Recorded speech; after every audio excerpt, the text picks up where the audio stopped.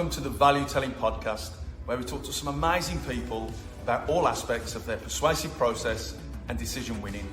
We cover off what value telling content really is and why it plays an essential role in winning decisions, like securing that dream job, getting that buy-in from that hard to please client, winning a place on that PSL after a tough tender process, and so much more. At the heart of the podcast is celebrating all the great things people do to understand and deliver a high persuasive performance and what it really means. I'm Matt Trainer, and I'm delighted to spend a few moments with some amazing people. I'm not a guru, but I'm an experienced business leader, and I've worked in, led and advised hundreds of companies and thousands of people over the last 20 years. I've picked up a thing or two along the way. I've seen the good, the bad and the ugly, and I'm ready to share.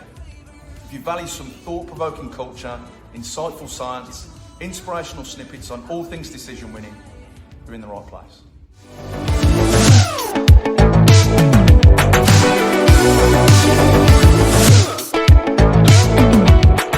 You touched on something that really resonated with me. You said the word sustainable, and then you kindly went on to talk about life after your initial sale in order to continue with that relationship and to get repeat business. And most people I talk to, they see a persuasive process ending at I've made the sale. But you've quite neatly highlighted that there's life after that sale. So tell me a little bit about that. Yeah, I mean, sales is a really tough word for me, because if anyone ever talks about what I do, I say I'm not involved in sales. I'm involved in consultancy, and I see a very big difference. A consultancy is, a service and a relationship really for me. So everyone calls me a salesman. I'm usually quite offended. I don't sell anything. I don't sell people. I've got a service I provide based on 18 years of expertise and experience. So, I think it's pretty valuable to you. And, people are the lifeblood of most people's organisations. So to devalue it, sometimes gets on my nerves. But, from my point of view, anyone can make a sale. Anyone can place a candidate in a job. Anyone, recruitment, you can do that, a few days in, a few weeks in. It's not hard. You've got the right candidate in the right place. The true expertise comes in being able to nurture a long-term sustainable relationship. And the best clients I've got and this business has got, we've had them for 15 years, and it's been built up over time. And even when consultants have changed, knowing that our brand promotes trust, promotes, value add, and that, no matter who they deal with internally, will have gone and endorsed them values to get to where they are. So I think sustainable relationships and sustainable business is massive, but that comes from having a set of beliefs that you will endorse and live by throughout, and that's what our business is built on. Expertise, value, trustworthy. As long as we believe that at the top and make that the culture throughout our business, then we create a sustainable business and brand, and that's what we've always tried to promote.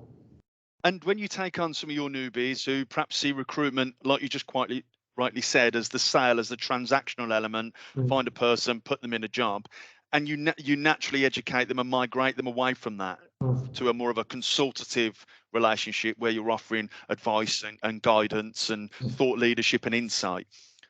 How do you take them on that journey? How do you wake them up to the notion that it's not about sales, it's about business development, it's about being consultative and developing relationships?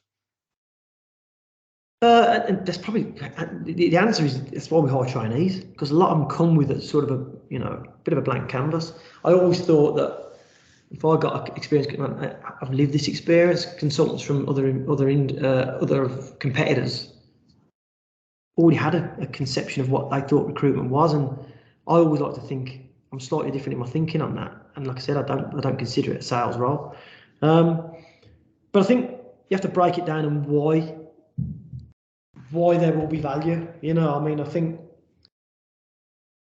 I find the world very short-termist at the minute, and a lot of young people, they want it now and it's fast and that's fine.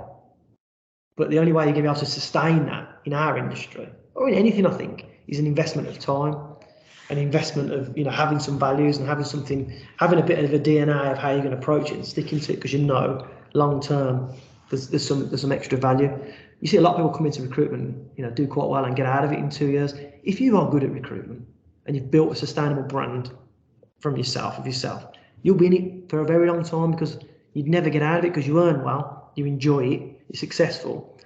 So yeah, I think as long as they're willing, like I said, to be open-minded and go on a journey with us and understand that, you know, there's a result at the end of it, then I think it's quite straightforward. But you do have to break it down into bite-sized chunks. It can't be overnight. It's going to take a time investment.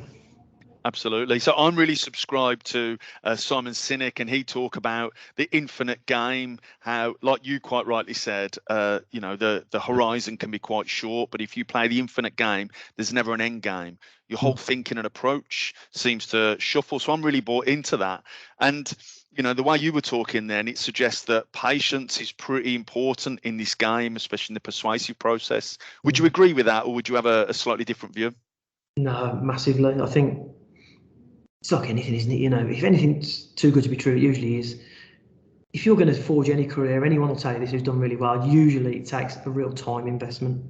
You know, you should have some short and long term goals. I think that's the best thing to do, is break down a long term goal into short term thinking. You know, so maybe I need to do this over the next few months or the next couple of years, and probably breaking it down into things so you can stay motivated on track.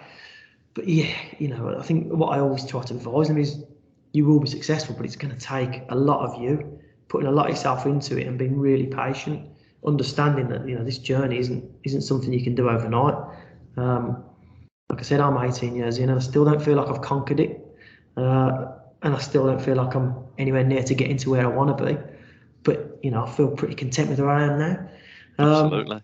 But it's everyone. It's you know, it's managing that for people, using your experience to, you know, to help people understand that it's going to take time and patience, but there is a process, and if you stick to it and you follow the guidance, you know, that we will loosely set out for you, then you should get there. You should get there, but it will take time. You've got to invest yourself into it. I really like when you said you break that long-term vision goal into smaller chunks or milestones. How important do you think planning is, and having a strategy, whether you were trying to build a relationship with a particular person or client, or shape your recruitment desk in a particular way? What sort of role does planning and strategy play in that? Massive. I mean, for me, I'm one of them guys. I plan everything. You know, even when I was a consultant, I planned every day down to the next half an hour. You know, and not everyone is like me. Not everyone can be like me. But I think you have to have a plan. You know, I mean, just coming in and winging it every day, you sort of grow out of that a little bit. You know, as your personal life changes, your personal goals change, that then relates to your business goals. You know, if you want a bigger house, better car, nicer holidays, you need to earn more money. To earn more money, you have to work back. You know, what do I need to do at work to earn more money? Well, I need to almost, and then you break that down again. So I think having a plan and understanding, you know, what your bigger goals are, and then relating that back to work is important.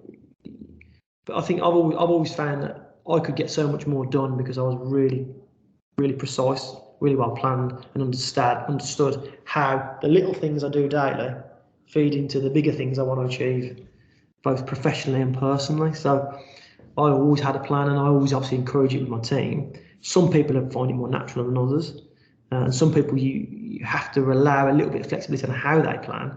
But ultimately, I think you have to have a longer term vision, and then you have to have some smaller milestones to get you where you need to get to.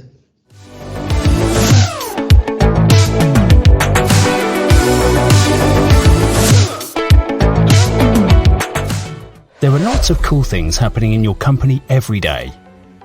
As a leader, it's hard to keep track of the great things that happen, and remote work doesn't make it easier. Capturing and using this information, that we call value-telling content, is important, as it is needed to make a compelling bid, a sales pitch, deliver a performance review, and so much more. Blu-J can help supercharge your persuasive power by creating content that converts. Our platform works like a logbook that records the important stuff. Our powerful search makes it quick and easy to find what you need. Win more decisions with Blu-J. Book a call on our website and get a guided tour of what we do.